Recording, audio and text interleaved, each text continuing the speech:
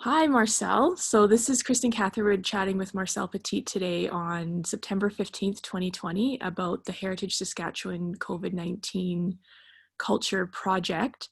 Marcel was one of our coordinators and he interviewed 5 people for us. So Marcel, could you first of all just tell me a little bit about the folks you interviewed and why you chose them for this project? Hi. First of all, it was a fun project to do. I think the hardest thing was trying to, as always, when you interview people, trying to convince people to be interviewed, right? And I said it's no matter how long I've done this, it's still a hard thing to try and do. But I think the what I was trying to do I was really trying to. It was trying to get Indigenous and Métis people. Really, was my first goal. It was trying to get that, but I also tried to get different age groups too. I didn't want just because when I first started it off, I think in my brain I thought I was going to go for people that were 40 and up or something like that. But I decided that I said, well, you know what? I'm going to even get young people to see how young I can get because it's even affected people that are under 10, right? Um, and then I just started asking people. I put a call out and seeing who was interested, and then I phoned some of them and met with a few of them and just explained what it was about, right? And how intriguing this could be if someone looked at this years from now, right? Just to see what this effect has been on. But on the one thing that I think that intrigued me the most from some of the answers was on how they dealt with it spiritually. That was a big one because I know what I did, but it was interesting to hear some of them, and a few of the people that I knew who liked talking a lot too. I liked that too. There was a lot of long talkers and then the short ones too, right? It was interesting to see how short some of them were, but it was. I think that was it. It was just trying to find a different age group. Didn't matter what gender, but I wanted to try and find as many Indigenous and Métis people as possible, so they can kind of bring their aspect in, right, and see how they felt, and yeah, like I said in a few seconds ago, is that it was interesting the spiritual side of it. It was interesting to hear how they did it and how they treated themselves, right? Excellent. So Marcel, most of the people, you're coming to us today from Saskatoon, right? In Treaty Yeah. 6 territory. So can you tell me a bit about just your own background briefly and what brought you into this world of collecting stories from people and telling stories? I'm from Saskatoon. My family's from Duck Lake and St. Louis, where I'm Métis, so I'm Cree and French. Um, and so we're from around that area. I'm hearing like Saint Laurent, Batoche, and Duck Lake is our Petit. The Petits that I'm related to our homeland. My mom's from Beardy's and Okamasis, and what got me into storytelling? I think I've always been a storyteller. I think even since I was a kid, I was the how would you say, the family fun guy who always made jokes and laughed and did silly things and made people laugh and smile. Um, I guess I didn't know I was going to actually be this. I knew I was always a storyteller. I always knew that I liked stories. I loved history since I was a young lad, let's say. And that all fell. It really started with, and I explained to somebody the other day. I said, Boney M song Rasputin. That's one of my favorite Um, dogs. and I said that's what started me on history because I was so enamored by this person who got tied up and shot and thrown into the ice and going, who is this? And then when I started learning about the royal family in Russia, and then I started learning about the royal family in England and how all they're connected. And then after that, I loved history and I loved stories. I loved learning things. And then even to the point when we go down the Yellowhead Highway, right? And I tell people that's named after a guy named Tejon. And he was a he was a guy who went down this way and what do you call it? He came and explored parts of Saskatchewan. And a lot of people don't realize that the Yellowhead Highway is named after a guy who explored, right? And so it became one of my favorite subjects, and it became one of my passions, is to learn as much as I can about history. And so basically, as a young kid growing up, I grew up a little bit in the north in a foster home, but I spent most of my time inside the library with my favorite teacher and favorite librarian, Mrs. Laverne, who became one of my best friends as a kid, because she wouldn't let me outside because I was too delicate of a kid. I'd get beat up all the time. So that's where I stayed, and I read encyclopedia after encyclopedia, and I found a lot of information, a lot of stuff that I fell in love with, and worlds that I fell in love with that I knew nothing about. And then for, I think, a good 20 years after that, I was on the streets. I was, let's say, what as people would call them, a street person with parts of my family. But I still like getting stories then. I would talk to a lot of people. I met a lot of strange people, intriguing, interesting people from all walks of life, Indigenous, non-Indigenous, no matter the gender. But there was some interesting stories out there, and how people got to where they got to, and which led me to understand that just because somebody's homeless or addicted or have an addiction in any sense, not everybody's unhappy. And not everybody chose that, right? It's like I explained to somebody years ago. When I was 10 years old, I wanted to be an architect and drive the Millennium Falcon, and that was my goal, right? Is to become this amazing filmmaker too, and become a cop too, let's say. So I had all the ideas, but I said, but what was given to me was not that. I was drinking by the time I was 14, and doing drugs by the time I was 14, and on the streets, living on my own by the time I was 15. And so for the next 20 years, it was really just my stuff, but listening to stories and hearing people. But I knew in the back of my mind, because of people like Charlie Chaplin and Buster Keaton and tons of French New Wave and Russian filmmakers. And thank God for CBC at that time, because that's where I learned a lot of these stories from and filmmakers from at the time when I was a kid in the foster home, is that I knew I wanted to be an artist. I think I was an artist all this time. I just didn't know that I had a right to be, because I thought because I was a Métis kid from a foster home, I didn't have a right to be certain things, right? It was only made for certain people. And plus, you never saw me on TV unless you saw a bunch of Indians getting killed on movies, right? So that was my belief system, that was it. And then when I finally decided to quit everything and kind of change my life around and really pursue what I wanted to do, the big push was starting to work at, it's now GTNT, but it used to be Saskatchewan Native Theatre. And that was in 2003.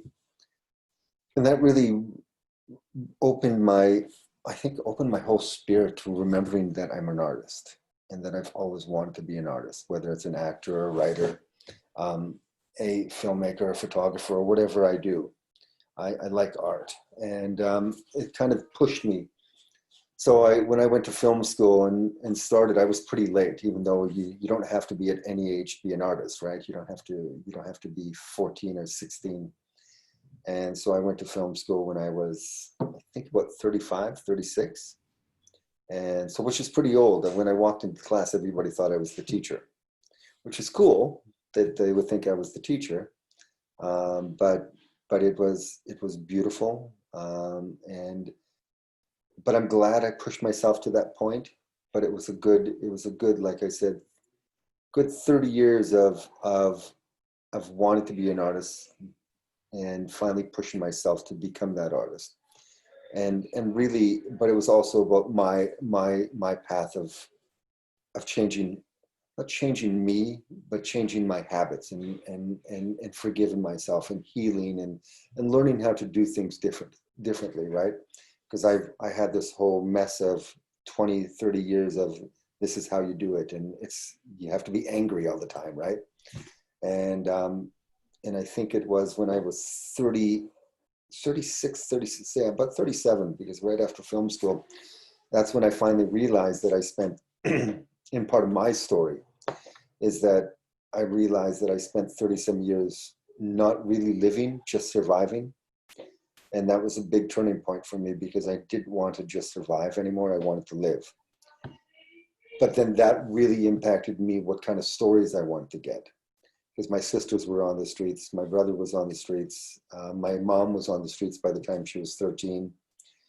And I realized I wanted to get stories from people that were, not that not everybody's story is important, because that's a big belief of mine, but I wanted to get these stories of these human beings who were on the streets, because they had a story behind them. They just weren't a drunk. They just weren't an opiate, an addict. They just weren't this, right?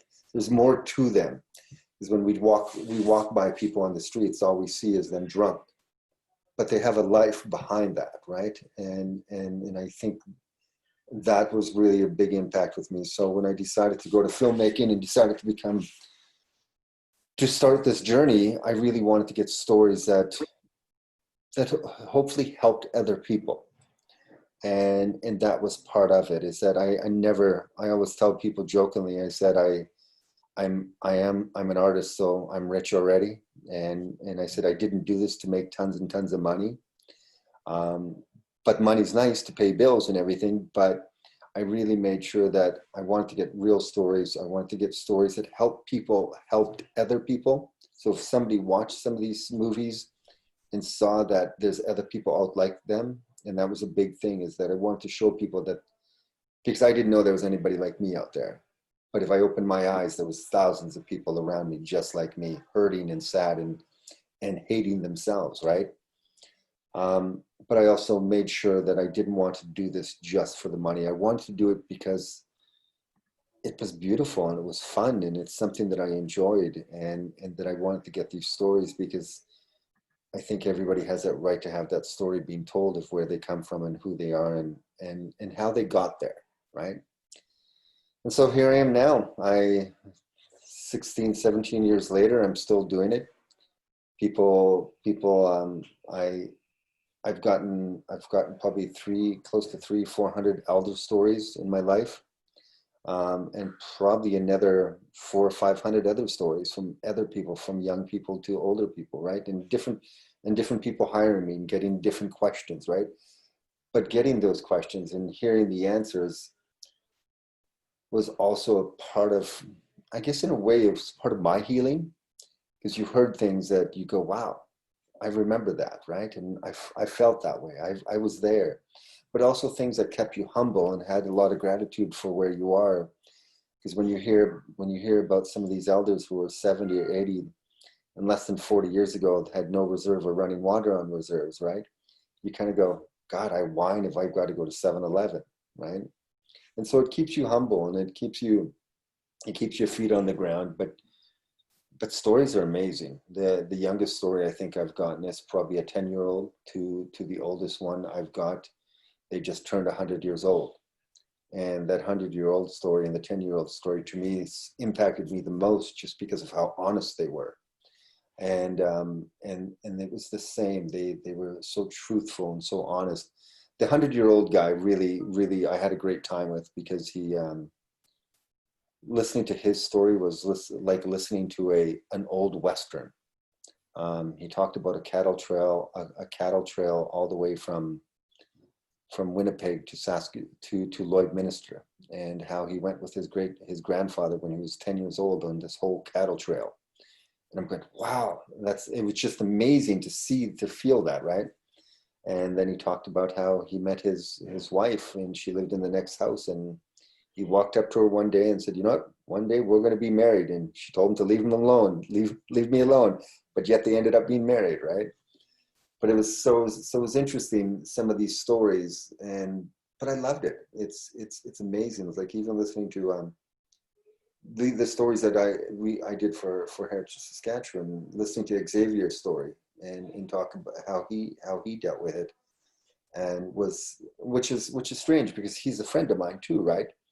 And so listening to his story like that, I learned a little bit more about him.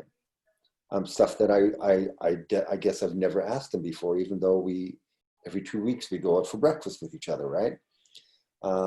I tried to really get my brother Roy's story, but he was so busy, because I think my brother Roy's story about how this whole time has affected him would have been amazing to hear. But it was fun. It was fun to do. But storytelling is such a beautiful thing. I'm glad I get to do it. I'm glad people hire me. But I'm glad I get to write the stories and direct plays and act and stuff. But yeah, it's a lot of fun. I hope that answered it. I kind of went on a tangent there too, didn't I? No, thanks so much, Marcel, for sharing that. And so you asked some questions of your participants, and I'm going to ask some of the same to you. And I'm just wondering how COVID affected you personally when it first was coming out, and as it's playing out now as we go through the months here of 2020. Did it change your life in any way, and how? I don't think it really changed a lot of my life. When it first started happening, personally, we'll start on the personal aspect. I think because I'm a pretty private person and pretty quiet person. I like going out to suppers. I like going out to movies. I like walks and biking, and reading, and sometimes I work way too much at home. But but I like the quietness. I think the only thing that really affected me personally was not being able to travel as much as I wanted to. And that sounds so entitled, but I got to still travel around Saskatchewan, right? And also not go to as many movies. So in some ways it saved me money, but the problem is that when you go online shopping, you don't save money either. And I think that was the other thing I learned. I had to cut myself off going online for shopping too, right? Just that was too easy to do. But personally, I think it was just frustrating. Try not to be too fearful of it. Not to be scared of anybody all the time, because I'm a pretty open person, and I realized that a lot of people, there was a lot of conspiracy theories out there, and that we're all going to die and stuff like that. But I also understand on the other breath that sometimes it's not just about me, right? It's about other people that could get sick and could get hurt from it and stuff like that. So I had to step back in some cases and say, shut up, Marcel, and let's just enjoy it.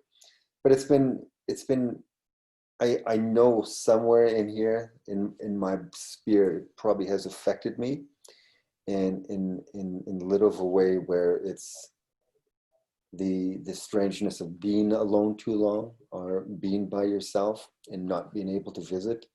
Even though I've had an opportunity to visit my sister and brothers, which I never did, which I should have done too, right? And other family members. Um, Being single was a bit strange through it too, right? And so where do I go to? Who do I go to? Right, kind of thing. I have a cat. He loves me, I think. But I also had a lot of work to do.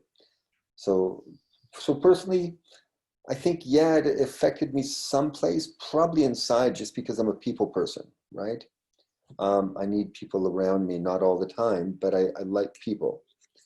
So it's strange not being able to go to a theater and not going to. It's funny because I like people around me as long as I can go to a theater and no one talks to me.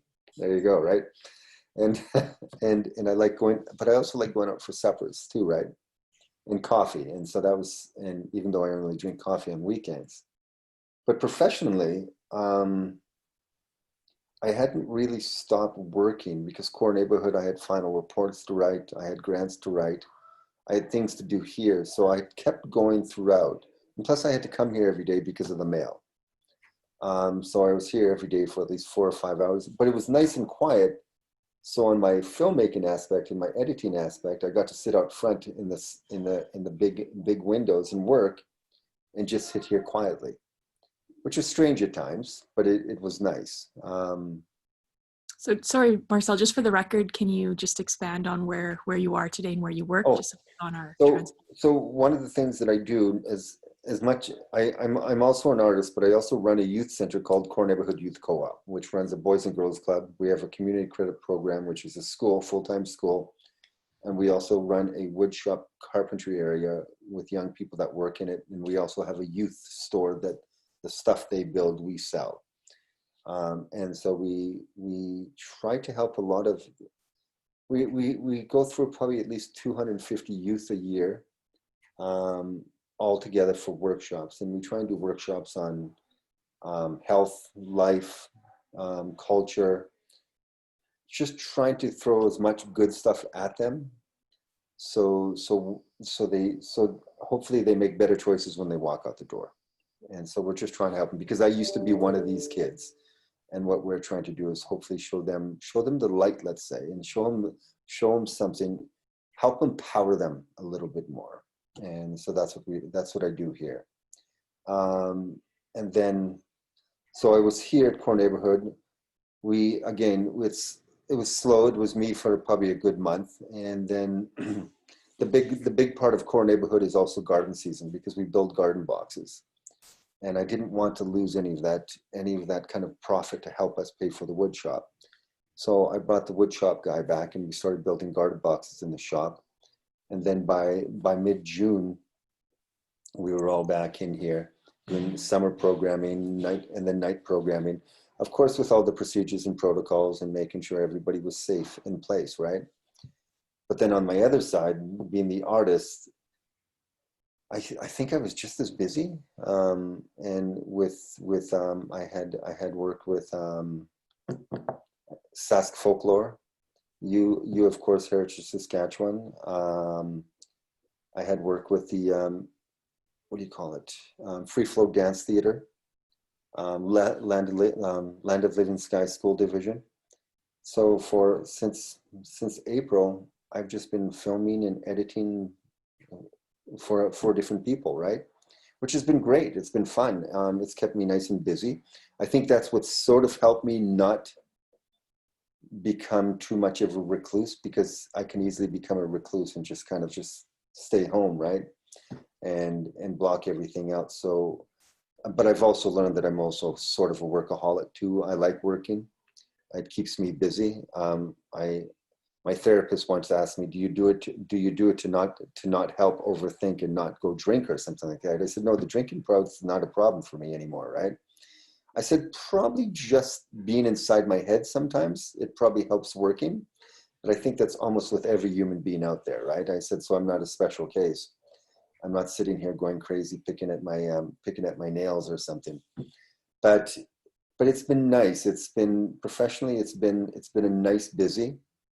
There's two or three other, right before the COVID happened, there was 2 or 3 other projects that we're supposed to be doing. And so those ones are still up in the air. And so trying to figure out what's going to go on with them is something that's in the back of my mind. But I've also learned to kind of let it flow, to, if it's going to come, it's going to come. So yeah, that was me professionally. So it's been good. I think I've not counting your organization, but I think I probably said yes too many times to two other organizations where I was too busy. Because the other thing I went and did was camping, stayed at the cabins, tried to golf a few times this year. And it always makes people laugh when they find out that I golf. They say, you don't look like a golfer. But I do, right? And it's been funny, for the past 3 weeks, I've been told that I look like Kim Coates almost every week. And then just yesterday, someone said that I look like John Favreau. I'm going, I don't know. I said, a little bit of both, yeah, but maybe not, no.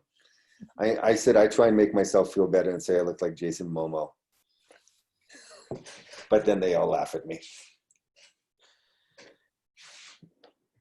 Awesome. So what about lessons for the future that may come out of this pandemic, or even maybe linking, this is a heritage project,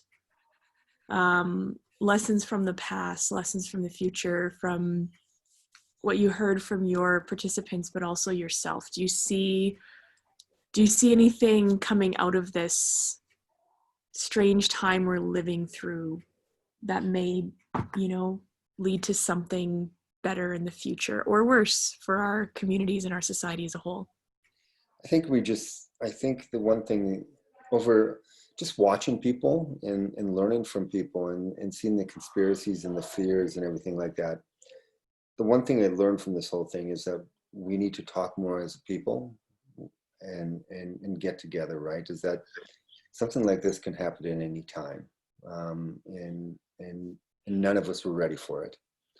And I think we all thought we were ready for it. And then it turned into this pandemic where everybody was buying friggin' toilet paper, right? And every Lysol wipe known to man gone. And I think that's it. But that happens every year. It's like every sudden somebody goes and buys 40 bottles of water cases, right? And it's like, it's such a strange, where human beings are so strange when it comes to stuff like that. And the one thing I've learned is that we need to talk to each other. We need to, I don't want, I'll never want us to be living in fear of everything, right? I don't want us sitting there going, oh my God, we're going to die tomorrow. We're going to die. When's the next thing happening? So we got to make these little bunkers in the bottom of our house and become the Americans, the way the Americans were in the 1930s with all these bomb shelters in the basements, in their basements, right? Is that just live, enjoy it. And I think that's the one thing that I've gotten from this is that, and even before that, because of how older I was getting, and now that I'm going to be 52 this year, is that watching some of my friends and some of the people I know that are in their 50s and even younger have strokes, right? So the past 3 years before this, just trying to be healthy and maintain a healthy spirit and a healthy body and be mindful of what's around you.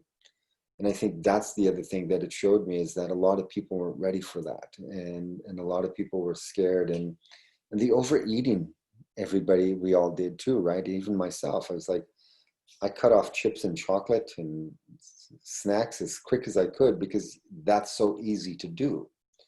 And appreciating what's around you. And I think that's the thing, is that I've come to a point is that I want to travel and make art and read and walk and enjoy this world around me. Just because of what I used to be. And really 20 years ago, I should have been gone when I was 16, 17 for things that happened. And I should have been gone when I was 30 years old because of things that happened. So now I'm at a point, I just want to enjoy this. And I think that's the lesson that I've learned, is that I do spiritual, I'm a spiritual person, but I use that spiritual to kind of help guide me, right? And not to, just to make sure that I'm on this path that I'm giving it my all to not only myself, because I don't want to be selfish, but to other people. But I also don't want to make it seem like I'm a saint and a savior either, right? Is that I want to make sure that I'm giving back because somebody gave me a chance to be here. And so that's it. It's just I just want to enjoy the whack out of this life and have fun with it. I think that's what I've learned from it, is that, because I know we've heard that old cliche thing, is that I can go walk outside and get hit by a bus, right? But that's true. But I also don't want to live. I don't want to live being, oh, I've got to be fearful of everybody. I can't shake your hand, right? I can't hug you. I can't do that. And is that, be safe. Maybe don't go to Walmart on a Saturday afternoon without a mask on. And think about what's around you. Yeah. Great. Well, thank you so much, Marcel, for sharing your time with us today and your story, your part of your story. And thank you so much for being part of this COVID-19 culture project and collecting the stories that you did. Mm-hmm. So this has been Kristin Catherwood with Marcel Petit on September 15th, 2020. Awesome.